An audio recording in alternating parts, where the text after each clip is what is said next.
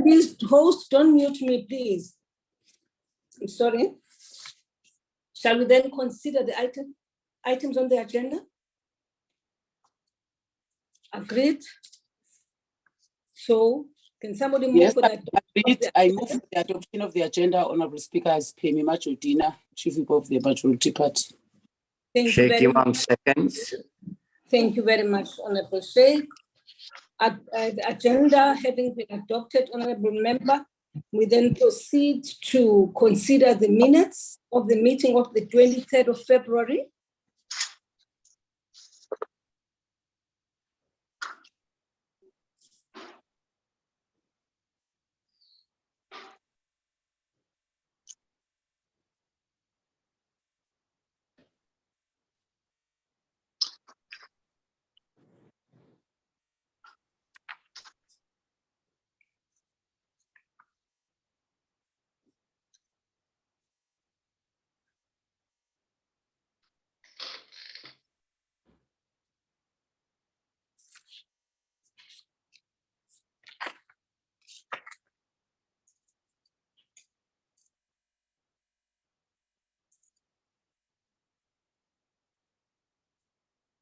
Okay, that brings us to the end of the minutes. Shall we then, are there any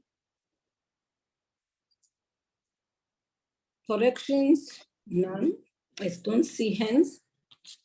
Shall we then proceed to get someone to move for the adoption of the minutes? Adoption of the minutes. I move, Honorable Speaker. Thank you, Honorable Singh. Honorable Majodina. Thank you, Madam Speaker. I second Mr. Sin for the adoption of these minutes. Thank you. Thank you very much. Honorable members, the minutes of the meeting of the 23rd of February have been adopted. We will now proceed to identify matters arising from those minutes. There is a matter which was raised by Honorable Hendricks, number 1, and I will request Mr. Kaso to report on it, and then Mr. Frolick will also respond to a matter which was also raised with regards to the implementation plan of the State Capture Commission. Okay, Mr. Kaso. Honorable Mkalipi, I see your hand. Yeah, there was a matter that you promised, Speaker, on the motion of no confidence against you, the processes. So I thought you were going to start there to update us about the processes as per your announcement last week. Okay, Yes. Honorable. Thank you, Honorable Kaso. Mr. Kaso. Madam Speaker, I would like to report on the three issues, right? Firstly, the matter raised by Honorable Hendricks. Madam Speaker, we have since responded to Honorable Hendricks. I wrote a letter to him as directed by the Speaker, indicating that the 2 bills that lapsed last year, they were due for first reading, have since been revived. And I'm aware that the Al-Jama has a slot in many plenaries, and I would want to advise the Honorable Member that just one of the bills be placed in that slot and be debated there, because first reading debates are now done in many plenaries. So those 2 bills have been revived, Madam Speaker, by the House. His concern was that the bills had lapsed, but they have since been revived. And the one that is supposed to be introduced by the Department of Home Affairs, our legal services are in touch with Home Affairs, and as any developments will be reported accordingly. We also would like to report that the Electoral Act that was passed by the House last week was communicated to the Presidency. So that matter, I just met the deadline. Madam Speaker, I would have advised that because the motion of no confidence falls under the program, that when we get to the program, we perhaps start with a motion of no confidence issues. That is my proposal, Madam Speaker. Thank you. Okay, thank you very much, Mr. Kaso. Well, honorable members, that matter will be dealt with when we deal with the program, parliamentary program, and that will be presented by Chief Whip Lisoma. Honorable members, can somebody then, Mr. Kaso, you've given the two reports. Shall we then proceed to invite the Ms. Kiba to present the committee section report? Honorable Speaker. Yes, Honorable Frolick. Yes, Honorable Frolick. Good morning, Honorable Speaker. Thank you. Yes. Honorable Speaker, I wish to respond to the matter that was raised last week around the committee processes associated with the referrals that were made to it in terms of the Commission on State Capture. And there were certain concerns raised by the members. I've subsequently had a meeting with the chairperson of SCOPA, because that is apparently where the matter started, and also with the divisional manager, Ms. Beck, to look into the matter. And SCOPA chairperson made it quite clear from the outset that their intention is not to be a big brother in this process. In fact, what he did was simply to ask, in terms of the referral that was made to them, for further guidance. And a content advisor came and did a presentation. Now, by the look of things, it's when that presentation was made where a number of questions were raised by committee members, because they also have a fair share of work that they must do. And as a result, we have decided that Ms. Beck, the divisional manager, will make a follow-up in terms of that specific presentation from that content advisor. But furthermore, Madam Speaker, we are starting a process of engaging the different chairpersons of committees where referrals have been made to, so that we can clarify any doubt or to respond to questions that they may have in terms of what is expected from them.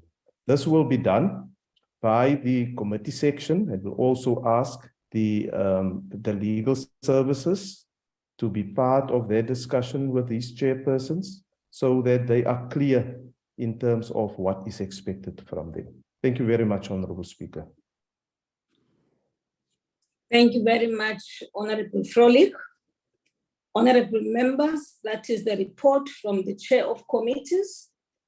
We then proceed, honorable members, and allow for Ms. Kiba to present the report from the committee section. Thank you very much, Madam Speaker. Good morning to you and to the honorable members, and a very good morning to my colleagues as well. The report before the committee is a committee section report on bills and matters before committees. On slide number 2 is just a summary of all the matters that are before the committees, which also include a total of 28 bills. On slide number 3, we are reporting that this committee on peace on justice has actually revised its program. They had initially had the 28th of February to finalize the Prevention of Hate Crimes and Hate Speech Bill. They now intend to finish the bill today. On slide number 5, we have the cannabis for private purposes bill. Here, Madam Speaker, the House has revived the committee report on this bill. The committee requested an extension to deal with the subject of the bill. That extension was granted on the 28th of February. The committee will now proceed with its program on the bill. On slide number 7, 8, and 9, Speaker, we wish also to report on these 3 slides that the committees are continuing with their programs on public hearings. The first committee on slide number 7, PC on transport, the railway safety bill. The committee is continuing with the program on public hearings, which are scheduled up until March. Further hearings will be scheduled for the second term if there's any necessity for extension of its program. Then, as well as slide number 8, the upstream petroleum resources development bill before PC on minerals. They are also continuing with the public hearings on that bill. Also, the basic education laws amendment bill before PC on education. That committee is also continuing with its public hearings program. Then we move to slide number 15 to 18, where we give information about budget referrals to the committees, and these slides will be updated as the information becomes available to them. And lastly, Madam Speaker, on slide number 20, we wish also to report that the PC on Public Service has also revised its program on that statutory appointment. It will now finish its work on the 7th of March. Thank you very much, Madam Speaker. Thank you very much, Ms. Kiba. Honorable members, that was the report from the committee section. Any comments? Any comments on the report? Honorable Mkalipi. Thank you very much, Speaker. I just want to get a clarity from you, the councillor to the president, why the SAPC board is not signed by the president as it was concluded by December by this parliament. If you can get the clarity, because it's creating a lot of confusion in the public in that regard. Why is that difficult for the president to sign that SAPC board processes? Thank you, Madam Speaker. Thank you very much, Honorable Kalipi. Is there any hand? None? Okay, Honorable Member, there are matters. Okay, firstly, the report indeed, it was passed by the National Assembly. The names of the members of the SAPC board were adopted. And then following that, Speaker then wrote to the Office of the President to give a report. And subsequently to that, we have received a letter from the President which sought clarity on matters of vetting. And not only that, but also just recall that Parliament, the committee had decided to send a list of 12 people who were required, but sent an additional 3 from the committee, and which 3 was also passed by the National Assembly, suggesting that in the event, because this has taken us long to appoint the board, in the event the president after signing, we were to find that actually there are people who were nominated and approved by Parliament who are no more available, then the president should have a pool of 3 names, extra 3 names. That done, actually, it turns out that Parliament should not have given itself the discretion to provide the president with an extra list of names. So as a result of that, I have now, that matter is with the chairperson of the committee and the committee for them to provide to the Speaker guidance. The legal opinion of Parliament from Ms. Adhikari says, actually, it was enough for the committee to provide the list of 12 and not the extra list from which the president should select members of the SAPC. However, I do want to emphasize the fact that the concerns which were raised by the president earlier on, which is questions which is whether people had been vetted or not, that matter we now know that the members of that who are the people who are recommended on that list are people who have been vetted. So that's where we are. I'm sure at the next programming committee, by then we should have a report from the chairperson of the committee. Thank you very much, Honorable Mkalipi. I see a hand, Chief Whip of the Majority Party. Thank you very much, Honorable Speaker. Honorable Speaker, thank you very much for this response and update. And indeed, this has put Parliament under spotlight as if we have not done our work. Whereas we had to come back on the 6th of December to pass that report. It is also important to note that why I'm not a legal guru, but this is not for the first time, Honorable Speaker, wherein when there is a number of names that we are supposed to send to President, we give a pool so that should there be any eventuality, we must not re-advertise again because it takes time. So we did that in the NYDA process, we did that in the CGE process, and we did not see anything untowards when we did that and passed that report on the 6th of December, because we're trying to manage time and to be sensitive to financial implications that will cost Parliament and the delays. So maybe the legal team of Parliament will agree with the President that it was not correct for Parliament to do that, but we did that for a good purpose. Thank you very much, Speaker. Thank you very much, Honorable Chief Whip. Honorable Mkalipi, is it a legacy hand or is it you want to comment?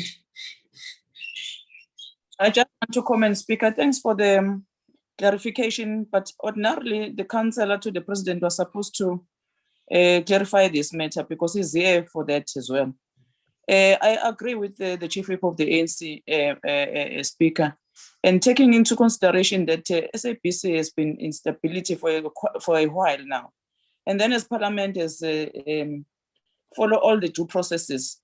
Now, Speaker, I just want to get a clarity. How is it possible that today I'm going to say I'm available to serve on the board of the SABC, and then follow all the processes of interviews, taking time, taking resources of the Republic of South Africa, and then the list is formulated.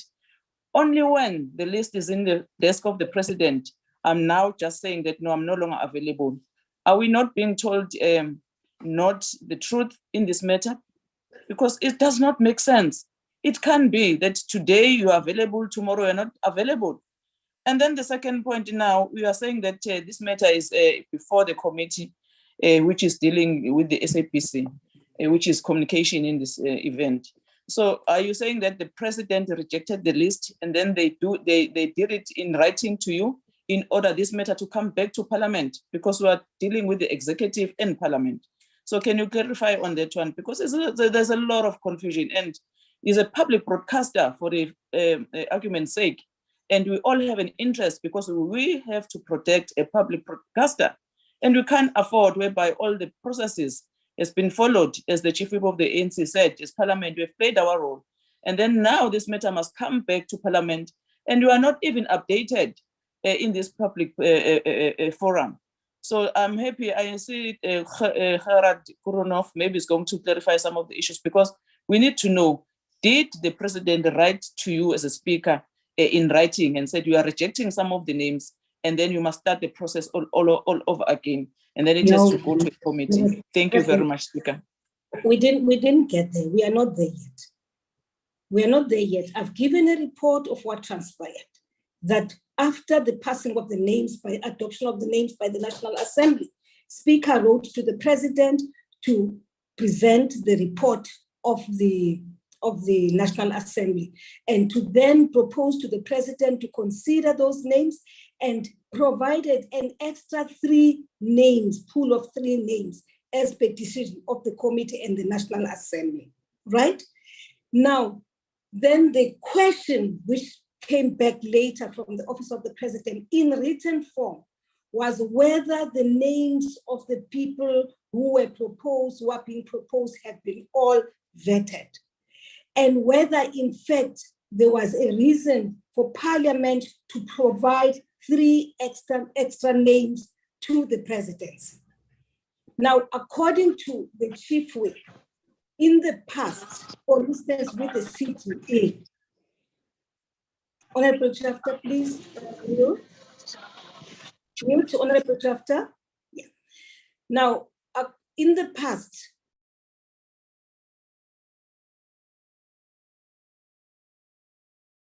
Speaker, you're muted, ma'am. You're talking alone now. Speaker, you are muted. no, the host keeps on muting me. Host, you are muting me.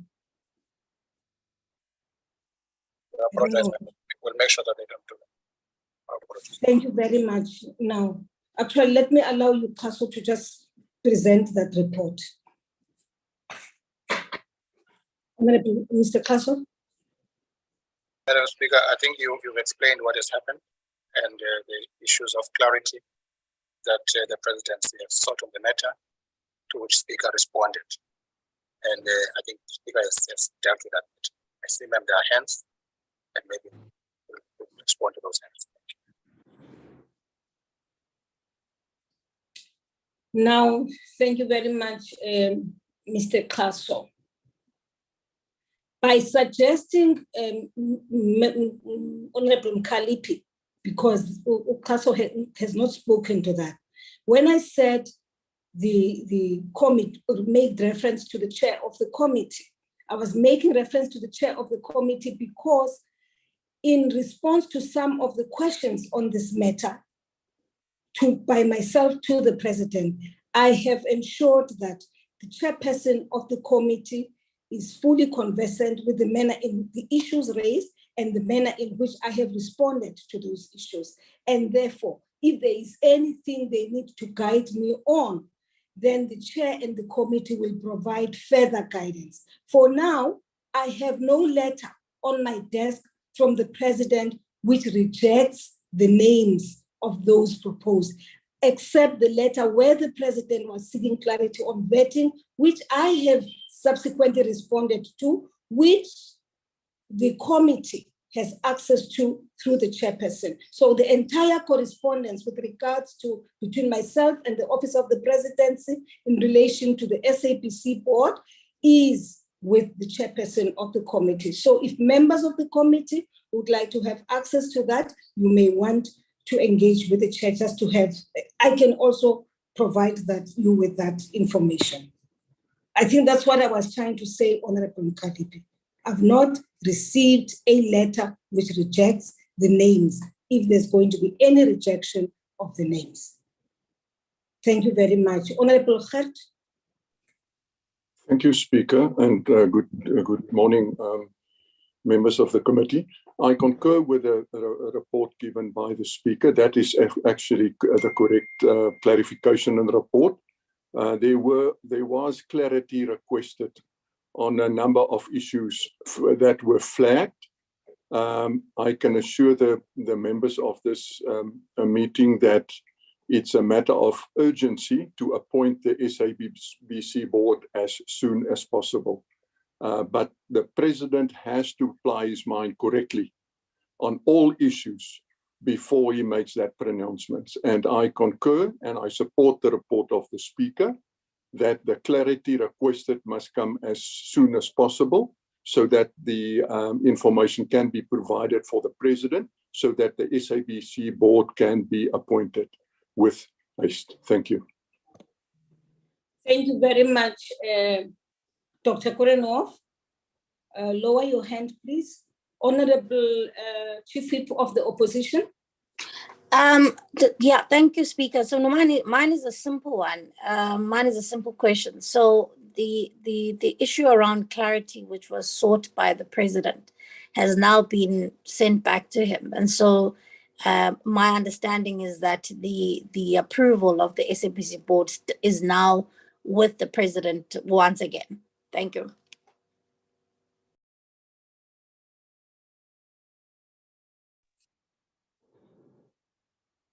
Thank you very much, Honorable Chief Whip of the Opposition Party, Honorable Kaso. Mr. Kaso. Madam Speaker, just to indicate that Speaker responded to all the matters that were addressed to the Speaker and on the two letters that were received on this matter. And what Speaker was basically saying was that the correspondence has since been shared with the chairperson of the committee. So that I'm going to ask my colleague, Mr. Manyange, to please mute his mic. So clarity is the letters have since been shared with the chair of the committee, so that if there is any matter that they wish to raise with the Speaker, that can be done. But Speaker has responded to all the matters that were raised with her. Thank you, Madam Speaker. Thank you very much, Mr. Kaso. Honorable members, shall we then, if it's Chief Whip of the majority party? The last one from me, Honorable Speaker. If now the letter has been referred to the chair of the committee, what does that mean?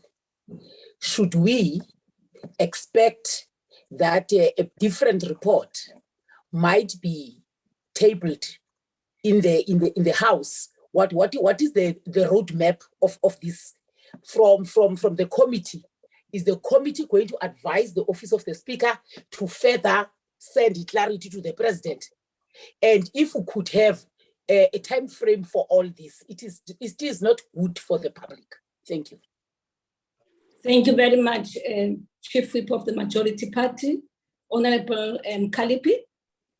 This is very confusing, Speaker. You are saying that you have addressed all the matters that was raised by the President. Kornov, who is serving the interest of the President here, is saying that the President must apply his mind. We are dealing with a very important broadcast here. So the Counselor to the President, his role is here to represent the President and also to clarify the matters between Parliament and President. And it can be that he comes here and then tell us the usual story that the President is still applying his mind. We need to know from him, as a person who is a counselor to the President, what is the really matter? Because the Chief Whip of the ANC is saying that, correctly so, this matter has been referred back to the committee to do what? Because according to our understanding, we have followed all the proper procedures here as Parliament. Now the council is saying that no, the President is still taking his time, while the public broadcaster is under a heavy problems. And we need that stability in the broadcaster of the SAPC. So can we get a clear indication what is happening here? If there are people that are not wanted by the President, can we be told? And then we can also take the President into task. Why does he allow the process of the Parliament to take place? And only at the end of the day, when he does not want people in that list, then he does not put his signature on that board. So Tina, we can't allow that as the people who are being served by this SACP board. But please, Speaker, we must not contradict yourself with this person who's representing the President here. A new NEC member here of the ANC must know that his role here is to represent the President here in terms of the Parliament.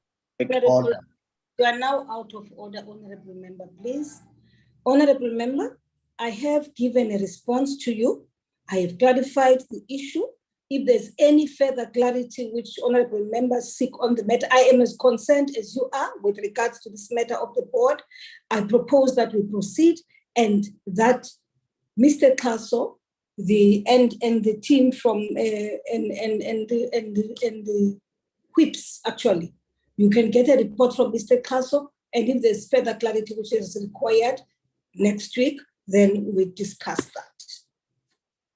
I am now proceeding, honorable members, with and invite the report from the Bill's office. Invite Dr. Mbata to present that report. Good morning, Honorable Speaker and honorable members. In our report, we have updates on slides 2 and 5.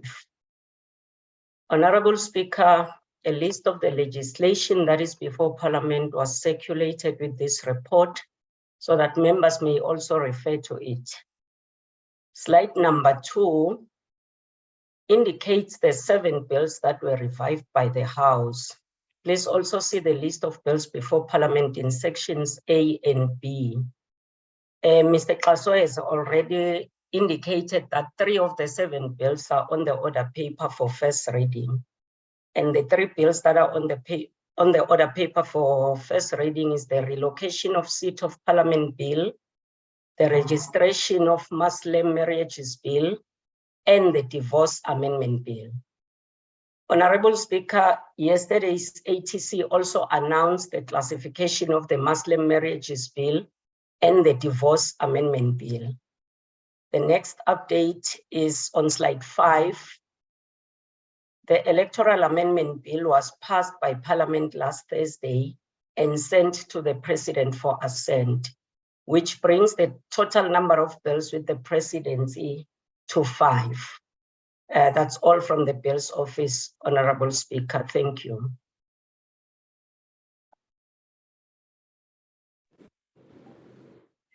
Thank you very much, Dr. Mbata. Honorable members, are there any questions with regards to matters from the Bills Office?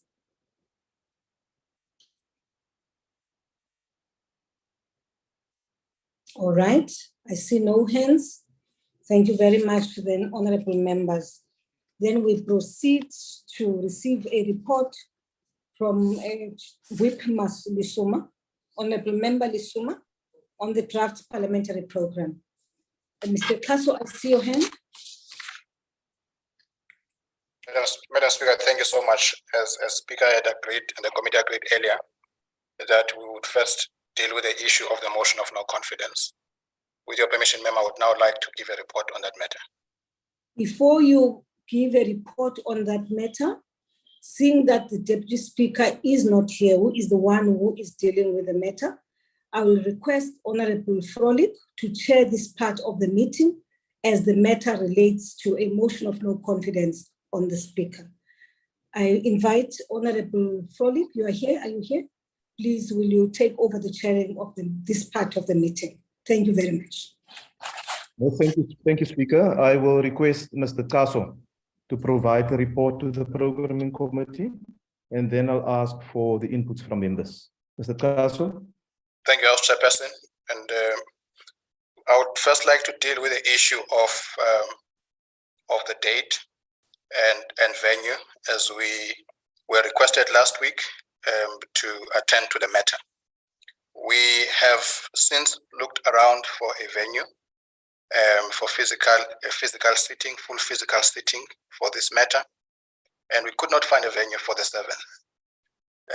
We are able to secure the city of Cape Town for the 22nd of March for a full physical sitting. We reported in the Chief Whips Forum that even that week there were some bookings, but we have since been informed that the group that has booked the place will be using the second floor of the facility, and therefore we will be able to have access to the ground and the first floor. And we wish to propose to this meeting that that item be scheduled for the 22nd of March. That's the first thing. Members also wanted to know what the voting procedure will be on the day. I've since had engagements with the Deputy Speaker to seek clarity on the matter. The Deputy Speaker has determined that it will be open voting, as we did on the 13th of December 2022. And he informs me that it's really, in his view, it's in line with Section 59, subsection 1, which says that the NA must conduct its business in an open manner and hold its sitting and those of its committees public. And that is Deputy Speaker's view on this matter. Thank you so much, House Chairperson. No, thank you, Mr. Kaso, and thank you for the report. Honorable members of the NAPC, that is the report from Mr. Kaso. Are there any questions of clarity or views that you wish to express? I don't see any hands. I see the hand of the Chief Whip. I see, wait, there's 4 hands now. There's a Chief Whip of the majority party. Then I see the hand of the Honorable Tangwini Makalipi, the Chief Whip of the opposition, and also the hand of the Chief Whip of the IFP. Honorable Chief Whip of the ANC. Thank you very much, House Chair. House Chair, let me welcome this report. Indeed, we agreed as NAPC that it must be scheduled for the 7th. However, this report, which was also given to us yesterday as the Chief Whip's Forum, excuse me, is that the venue is not available for the date of the 7th. And the proposal now here, excuse me, is that let the matter be rescheduled for the 22nd of March as a physical sitting in an open roll call voting system. As ANC, we want to fully support this because it is not postponed to very late, and it took consideration that from the 27th till the 31st, we will be in the constituency period. So if the earliest date is the date of the 22nd, as Mr. Chaso has reported, we fully support that. Thank you very much, House Chair. Thank you, Honorable Chief Whip. The Honorable Tlangwini.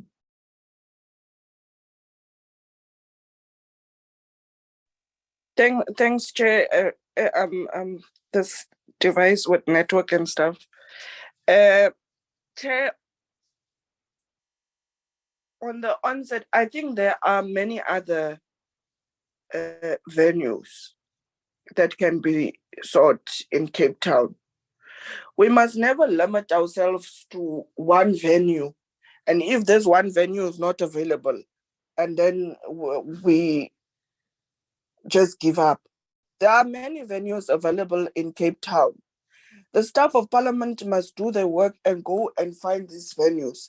They've given us several other times venues that they have proposed before. Why can't they go and look into these venues? Now they're coming back because now everything is now surrounding the City Hall.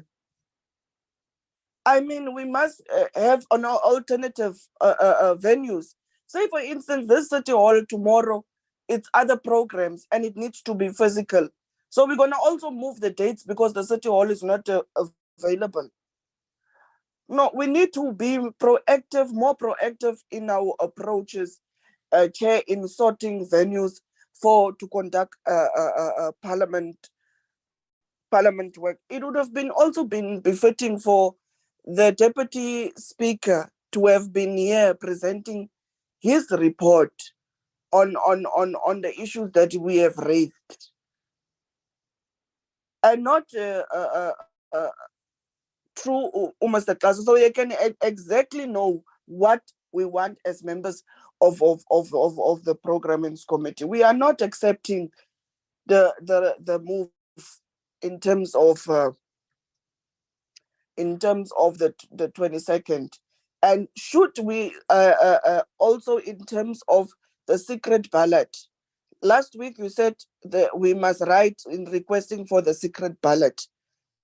So if we are saying we want a secret ballot, is Parliament ready and the electorate ready for the secret ballot? Because we don't want, when we're requesting for a secret ballot, then you are also claiming you are not ready, you need more time to prepare for that.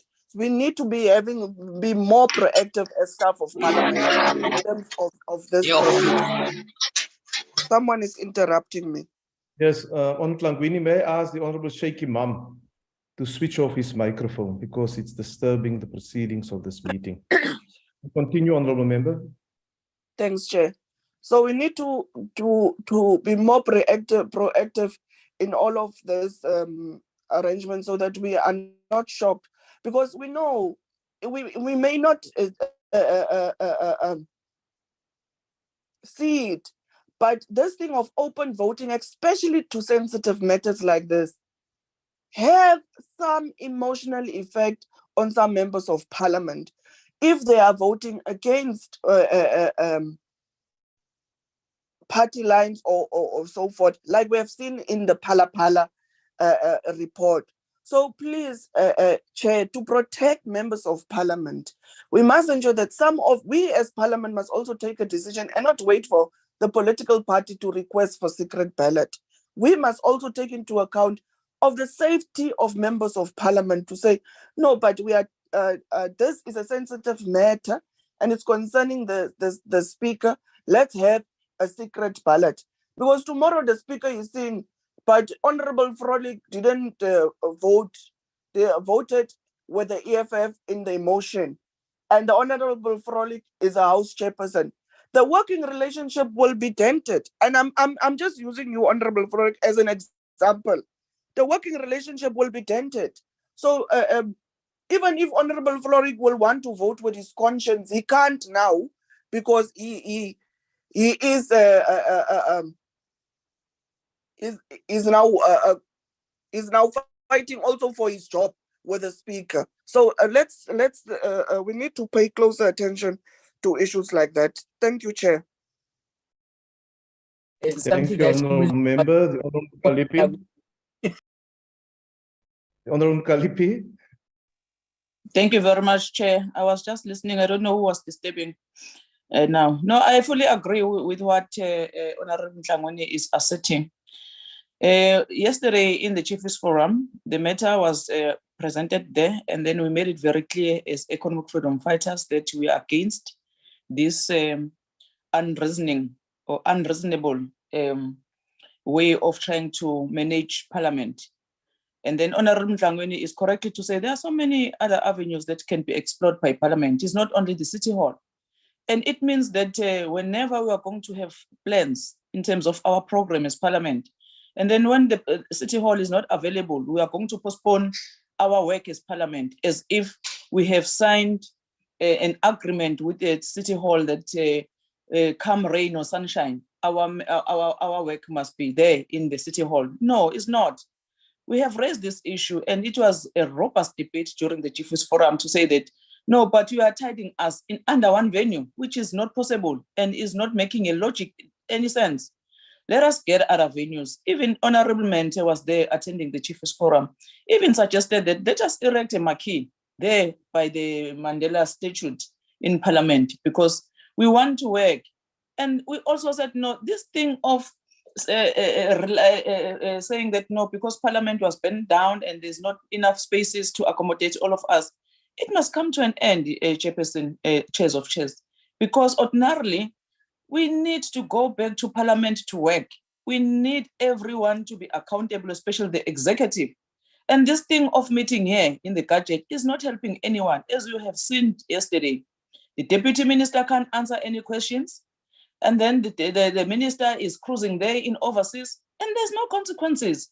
It's because we are also using this thing called gadget, whereby we are not accessing those people who are supposed to come to Parliament and be accountable in terms of the Constitution of the Republic of South Africa.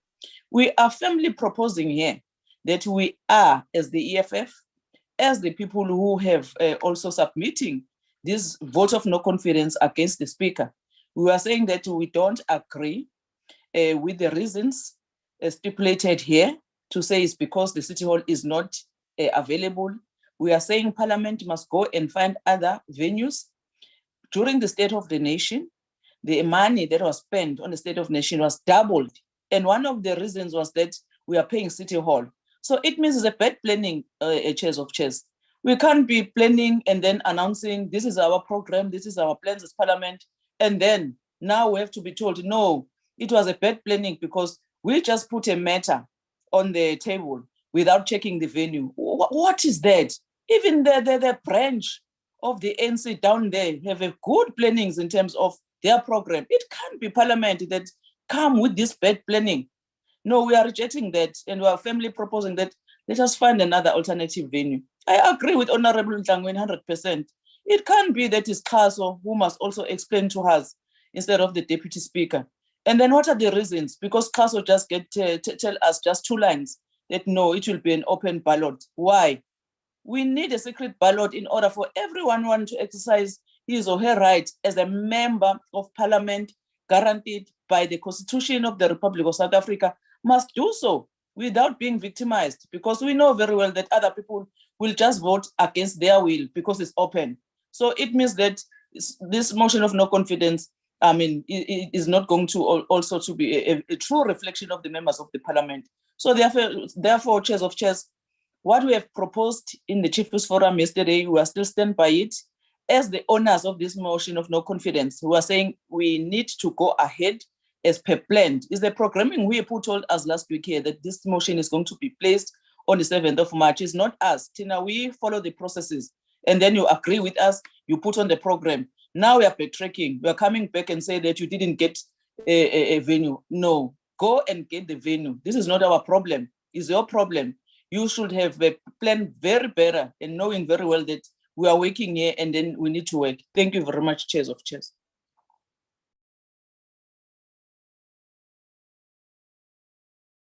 Thank you, Honourable Member. The Honourable Singh. Thank you very much, Chairperson, and I greet the Speaker and all colleagues. Chairperson, I've consulted with members, senior members of my caucus on this matter. And I'd like to say that as far as we are concerned, we accept the explanation that was given to us in the Chief Whips Forum as a reasonable explanation.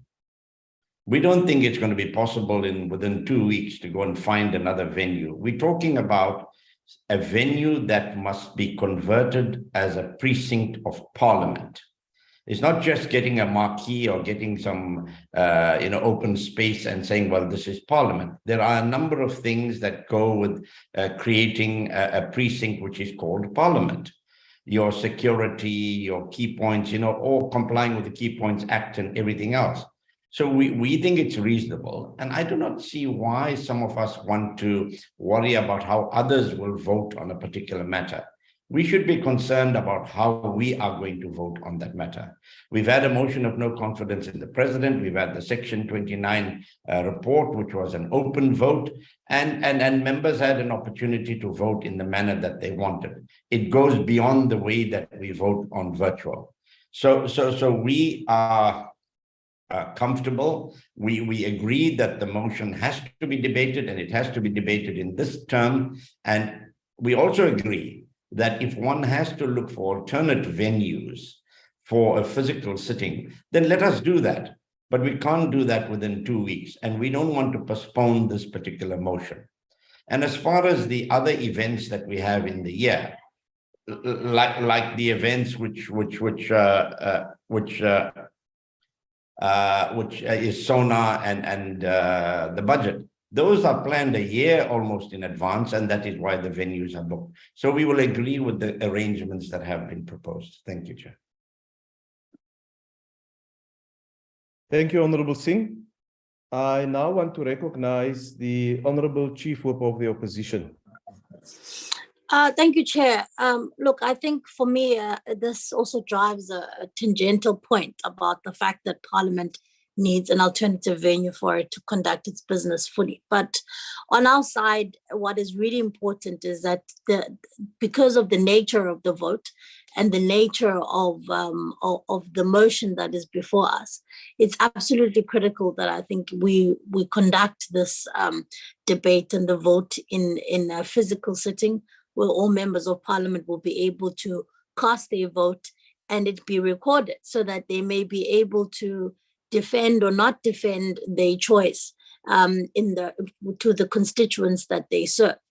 And so we are of the view that the current hybrid voting setup is not going to work. And so we're going to leave the logistics of the venue to Parliament. But our view is that we can't backtrack on saying that it needs to be a full physical sitting, and it needs to allow for all voting mechanisms so that individual members by roll call are able to cast their vote. Thanks. No, thank you, Honourable Chief Whip. I now recognize the Honourable Deputy Chief Whip of the ANC, Honourable Dlakude. Thank you very much, Honourable House Chairperson. Greetings to yourself and my colleagues on the platform. Honourable House Chairperson, I want to welcome the presentation made by Mr. Tasso in this regard, and also support the views of the Chief Whip of the Majority Party and other Chief Whips who are in agreement who are in support of this report. Honorable House Chairperson, the manual voting, which is a roll call, is what we support as the African National Congress, and also the issue of the venue. We support the date of the 22nd of March for this vote to take place. So if it comes to a push, if there are members who think that the 22nd is a little bit too far, we can do it on the 7th, where chief whips of parties will have to represent their members. We'll use the Good Hope Chamber and the group voting will take place. Our chief whips will have to represent members. I think that it is a good idea for us to have that voting on the 22nd, where everyone will vote for themselves. But if this is not acceptable and there is no other venue that can be used, then the 7th, using our chief whips representing members, then that is what we should do. The issue of saying that the same members should be protected, the safety of members, is neither here nor there. Members, all parties use their own party lines to vote accordingly. I have never seen any party in this parliament voting against their party lines. Whether you vote for the motion or you vote against, the issue is that everyone vote according to their party lines. So we cannot be accused as the ANC to follow our party line. So that is the matter. People are here with their parties, they vote according to their parties. So we support the 22nd of March in the City Hall. That is where the manual voting, the roll call will be called for members to vote. Thank you very much. Thank you, Honourable Member. Dr. Mulder, good morning to you. You are now on the floor. Thank you, Honourable Chairperson. Good morning, colleagues. I have not heard an argument why the 22nd is too late. What difference is it going to make whether we do this on the 7th or the 22nd? It's 2 weeks. What difference is it going to make? Nothing is going to change in that instance. It's still a motion of no confidence. So the first problem I've got is I need some arguments to hear why the 22nd would be too late and why we have to do it on the 7th. Secondly, Chairperson, I think we have to reconsider the whole idea of secret ballots. I've heard on more than one occasion this morning the words being used, everyone should be accountable. I agree with everyone being accountable. We don't represent ourselves, we represent our parties, we represent the constituents that voted for our parties. How do we keep each other accountable under the guise or the cloak of the secret ballot? And we can go into that. We've seen recent examples of what happens under the secrecy of a secret ballot. So I'm in favor of an open ballot. People want to be accountable. Let's be accountable. Let the world see where each and every member votes. I think that's the way to do it. And then secondly, the 2 weeks is not going to make any difference. I agree it's got to be a physical meeting. And there's no reason why we can't wait for the 22nd. We must also be realistic. If the City Hall is the venue that we've used up to this point, arrangements have been made in the past, we should use the City Hall once again. It's no use to go and waste some money with some marquee tent or something suddenly now for no specific reason. So I would support an open vote in the City Hall on the 22nd. Thank you, sir.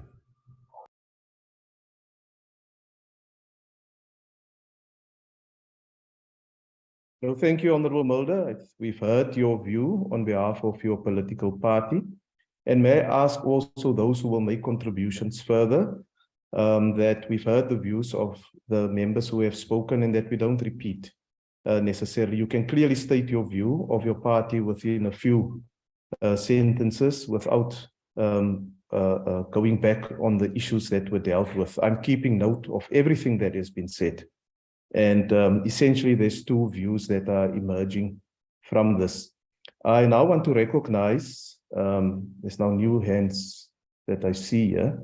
I see the hand again of the Honorable Nkalipi, but she has spoken. I'll come back to her. The Honorable Boroto.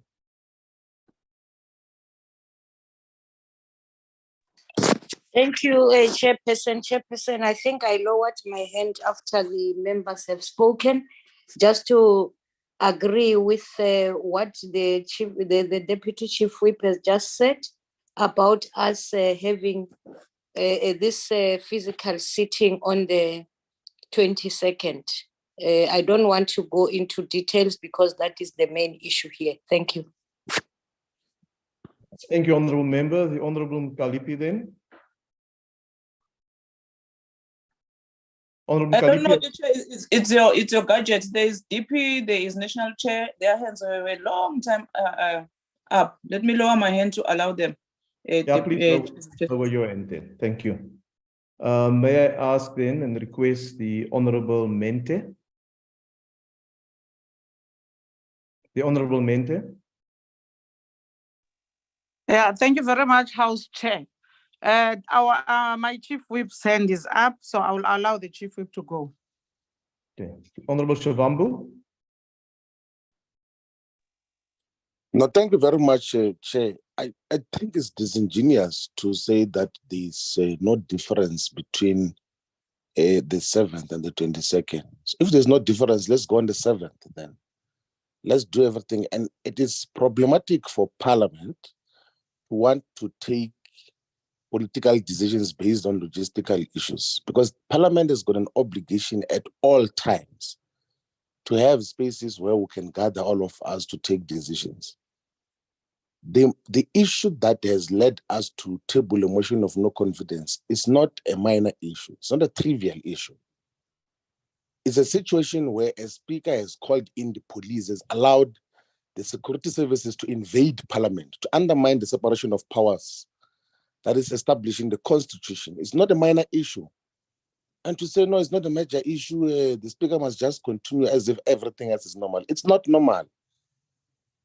It's a different context altogether. Under normal circumstances, she should have, out of her own conscience, resigned as a speaker immediately after she had got to realize that she made one of the most foolish blunders ever to be done in a democratic dispensation, where you allow firearms to enter Parliament, to invade the sovereignty of a democratic institution just like that. So it's not a minor issue. We have to deal with these things as soon as possible. And you have known throughout that Parliament will have to sit on a constant basis, not on an ad hoc basis that, well, it depends on the availability of a city hall. So it means that someone can just go into the city hall and say, I want to hire this city hall for an orchestra, for music, or for some entertainment for the entire year, and then prevent Parliament from sitting because of some other unrelated issues, which the issues that relate to Parliament are constitutional obligations. So don't trivialize the emphasis that we want Parliament to sit whenever is demanded to sit, not based on someone who says, no, this venue is not available and all of those things there. It's inappropriate what is happening. It's actually unconstitutional. It's unacceptable. So we'll never, as the EFF, agree to just like some arbitrary decisions that are taken that let's postpone this, let's not do this based on venue availability. You have got an obligation. We have got an obligation as Parliament to make sure that there is a venue that is available for all parliamentary obligations.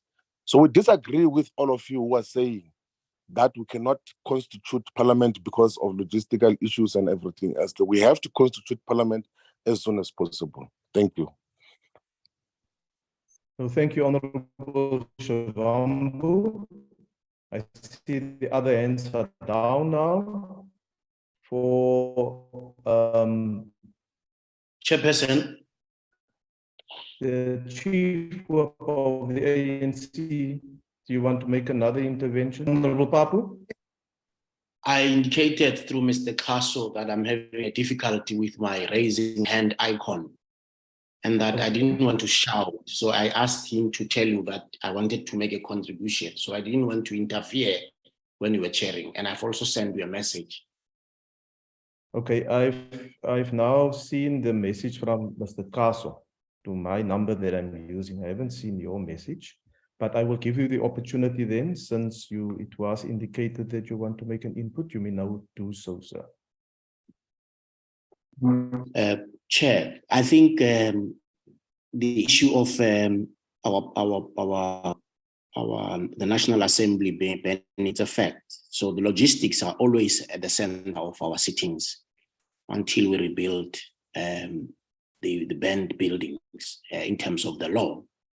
So the issue of logistics is important. We have always considered logistics.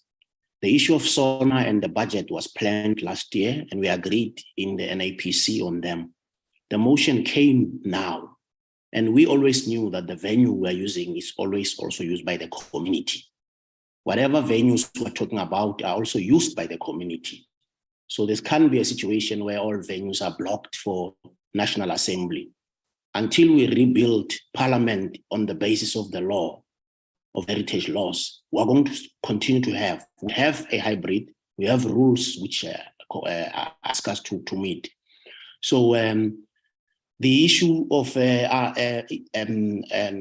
not agreeing, but majority of us agree that the 22nd of March will have to be the day. So if there was resistance that there shouldn't be a sitting, and we've made it clear that we have to have an open vote.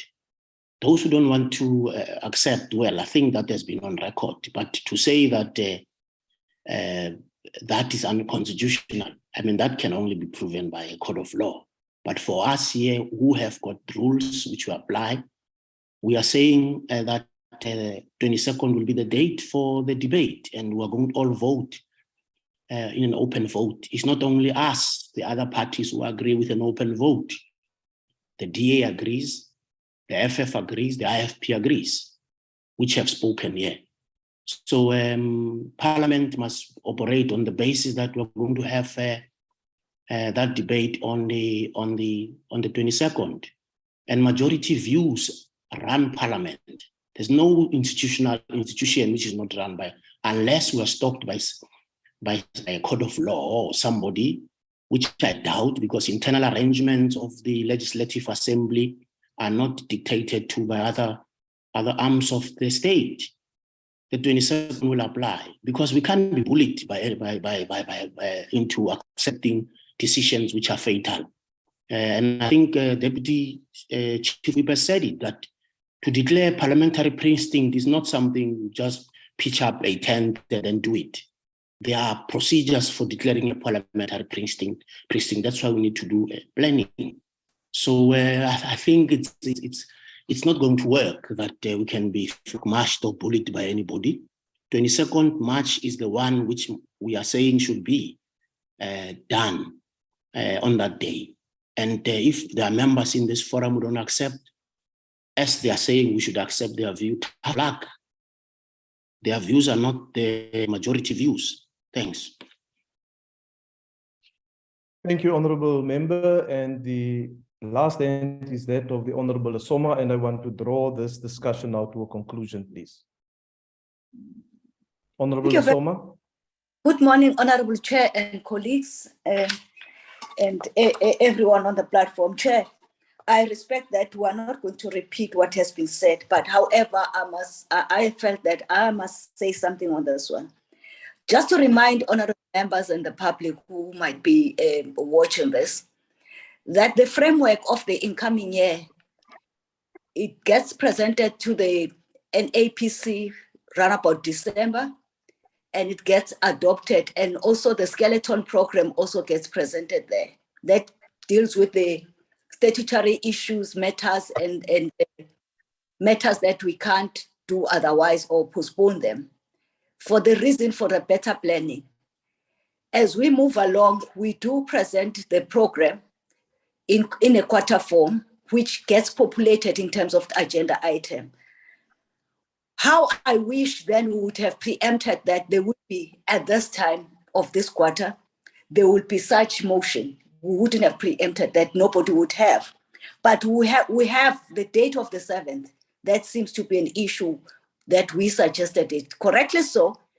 But it was said through Mr. Kaso because I requested him to talk to that we will then seek a venue and come back to the committee and exactly what is happening now. And I'm not too sure then, probably may I suggest as a matter of principle, of matters that are of national importance to whoever, depending on which side are you sitting on the matter, that the programming through the speaker, we will seek a venue first and come with a date as the venue would have confirmed it, because now I can see that we made a mistake to suggest the date, but we're saying that we are taking this matter as seriously as it deserves. That's one. Then I'm making a firm proposition here, Chair, which I think that's what is being said now. The other one, Chair, that I thought I must just raise it is that I don't think it will be correct that when we engage here, we some of us, we present ourselves that you can force everybody to do what you want, regardless of following the rules and also the possibility and the practicalities of implementing any issue. And I think that one, we would not accept it. And of course, we note then, in short, Chair, we note the firmness and the instructive of the EFF. However, there's no venue on the 7th, and the matter then it will stay on the radar. Because there are two options, as Deputy Chief Whip have said, that then the normal voting will take place, then on the 7th, there's no problem. But we have exceeded, the Deputy Speaker have made a determination, and the availability of the date that is suitable for the House to sit has been sourced, and that's what we're agreeing on. I totally agree, in short, starting from the Chief Whip of the Majority Party, Deputy Chief Whip, and other comrades from the ANC and other honorable members of other parties that do have logic and understanding of the practicalities and saving costs as well as at the same time. Thank you very much. The issue of the other venues, I don't think is the subject matter of today. Thank you very much. Thank you, Honorable Soma. I see there's 3 hands up from the EFF, and I will, as practice, recognize the Chief Whip of the EFF, and we will bring this discussion to closure. The Chief Whip of the EFF, Honorable Shavambu. No, Chair, do you know, like the levels of disingenuity in the inputs that are being made here is quite alarming, and it's quite unacceptable. Don't trivialize, don't underestimate that we as Parliament carry an obligation to all times be able to conduct parliamentary business. Motions of no confidence are part of what we are going to deal with. Is the Speaker today to be the President tomorrow? And Parliament must be able to, in an agile way, meet at all times. So we've got an obligation. Parliament was banned 2 years ago. We've got an obligation as Parliament to be able to meet as and when is required. And there is nothing unlawful with the motion of no confidence against the Speaker. It's as per the rules of the National Assembly. It's allowed in terms of the rules, and then to come with mechanical reasons to try to undermine the law is opportunistic and wrong. And it is opportunistic for members to come here and present it as if it's permissible to just want to undermine the rules because of logistical issues. It's not permissible. There's nothing which Parliament cannot do to convene a physical sitting to deal with this matter. It has to be dealt with as a matter of urgency, because the violations that we're basing the motion of no confidence on are serious violations. It's not a minor issue. It's an issue that must be taken up everywhere, every platform. That here is a Speaker of a National Assembly, of a Parliament, who violates one of the most important sacrosanct principles of a democratic parliament, of allowing the state with guns to enter Parliament. And then you treat that as if it's nothing. Say, no, just don't wait, just be patient and everything else. That is a serious violation. So it's disingenuous for everyone who is trying to justify that, no, it's constitutional, it's permissible and everything else there. Like, if you don't have anything to say, just keep quiet, just shut up. Don't try to suit whatever you're saying in terms of what we're dealing with. But the principle is that the Constitution obliges all of us who are here to deal with this matter as a matter of urgency. All the time, we must be able to meet Honorable and deal with all of Shabambu. these issues. Honorable Shabambu, let us not reflect in that way on the contributions that members are making in the NAPC. Everyone has a right to say what they say, and whether you agree with them or not, let's treat each other with the necessary respect and also decorum. Honorable members, I see a number of hands going up, and I am afraid that you are not contributing anything new to this discussion. I just, at the end, would like to recognize the Honorable Chief Whip of the, that hand has also gone off now. So I want to respect you, Chair, that Yes. let me not come back. Let's close the matter. Yes, no, we've heard all the views, and there has been reinforcement. I've given the opportunity for members to express themselves on this matter. Right at the beginning of this meeting, Mr. Kaso gave a report, and the emerging view from most of the parties, with the exception of the EFF, is that a physical sitting must take place. Now, based on the report that we've received from the Secretary to the National Assembly, a physical sitting can only take place on the 22nd. And we can go into the merits and demerits as to why that is the case or not the case. The fact of the matter is based on the report, on the 22nd, the City Hall will be available. I must also indicate to members that the logistical arrangements, apart from the necessary parliamentary processes that must be followed, to put a sitting of the National Assembly in place is not simply arriving on the day and saying we're having a sitting. There's a lot of things that go into it, and it also goes with a lot of effort, and also to get all the members of Parliament to be able to attend and to have a seat. The matter of finding another venue for sittings of the National Assembly while work is continuing on the building is another discussion that must take place. Here we're sitting with a motion, and everybody understands the urgency of why the motion needs to be debated. There's no one disputing that, right? And there's issues that will be raised during the debate in the motion that really at this stage we cannot entertain as far as identifying the date that is available. So those things will be dealt with, it will be ventilated, but everybody feels it is important to deal with the matter. The IFP Chief Whip indicates that as long as it takes place during this term, before we rise at the end of March, it is important to do so and not to delay it inevitably. That is also the view of the Honorable Mulder, who clearly articulated his view, and the matter of a physical sitting has the support of all the political parties. So what is rational? What is rational is to deal with what is practically possible.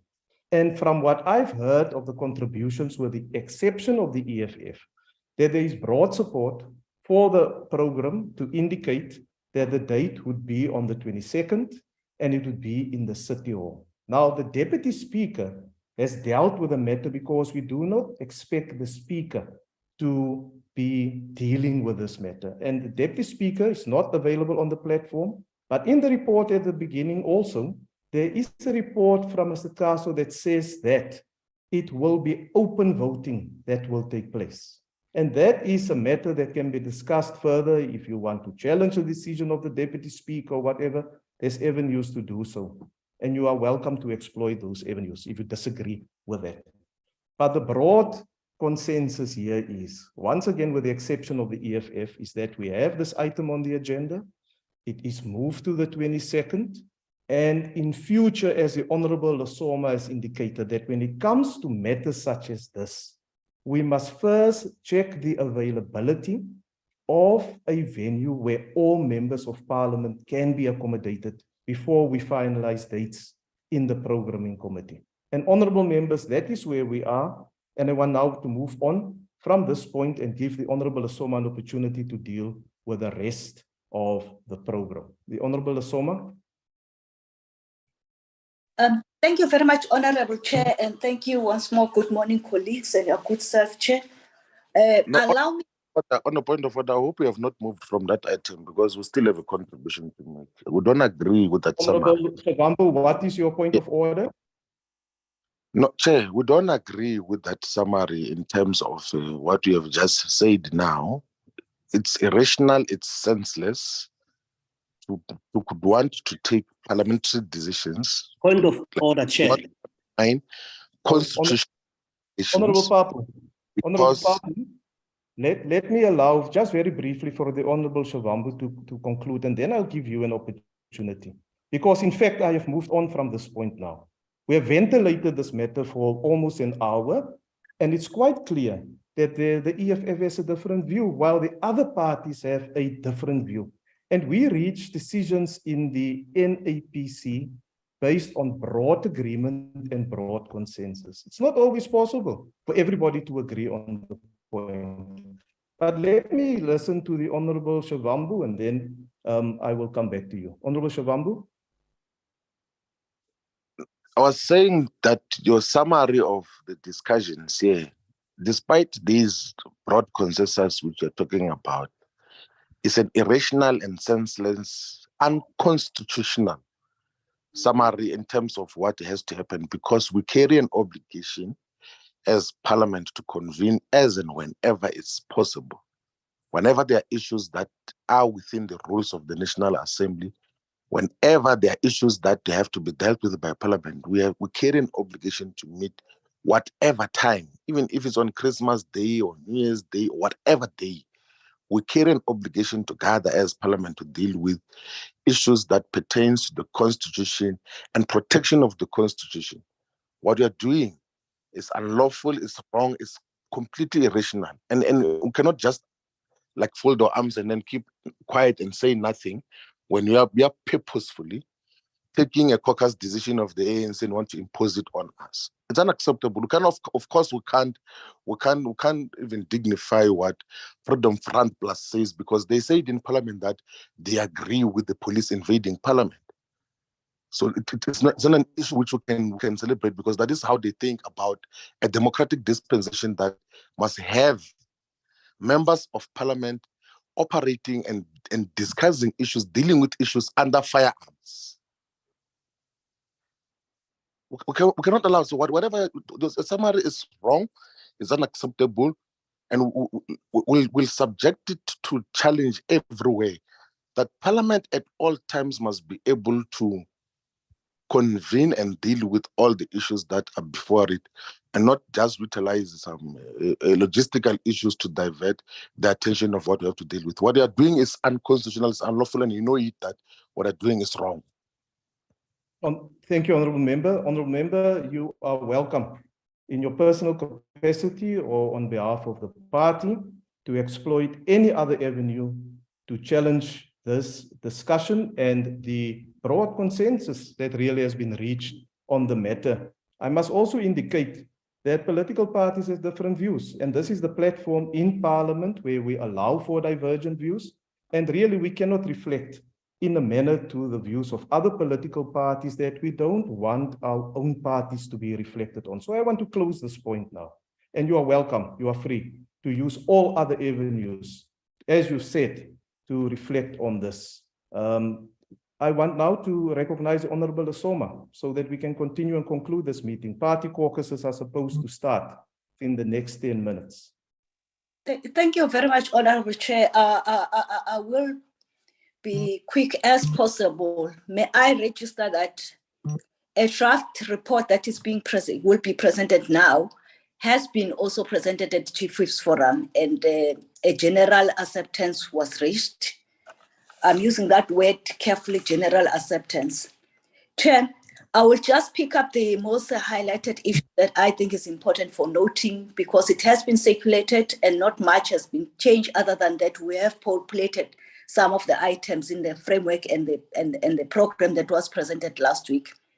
On the 14th of March, we have populated the housing bill, the first and second, its reading first and the second. And on the 16th, we have populated the DA debate. On the 24th, there's a PGIR meeting that will take place. It's one of those meetings that we should also factor them in the program here.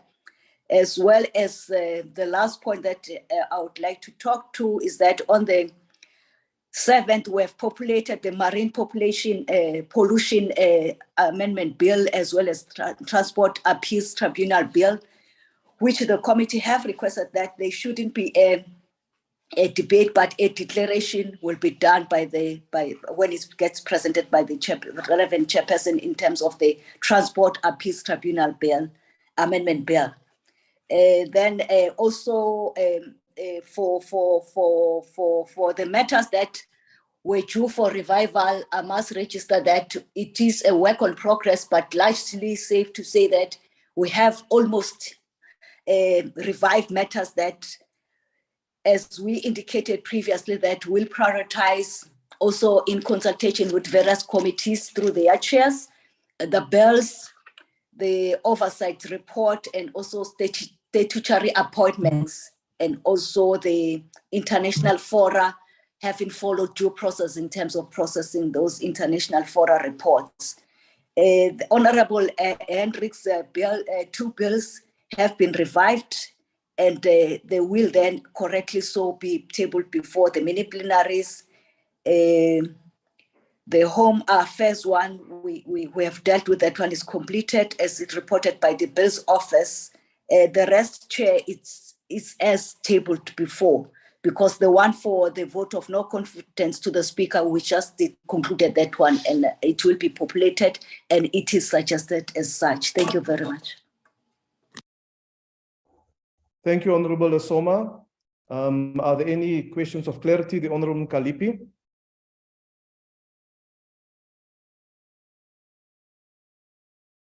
The Honorable Kalipi.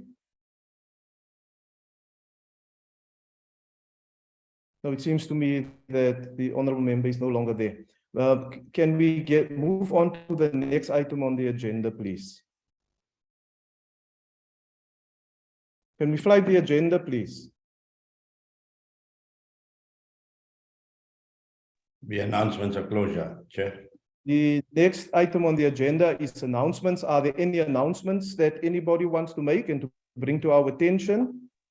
There's no announcements to be made. Honorable members, that concludes this meeting, and thank you for your deliberations and participation. The meeting is now adjourned. Thank you. Thank you, Chair. Thank you, Chair of Chairs. Recording.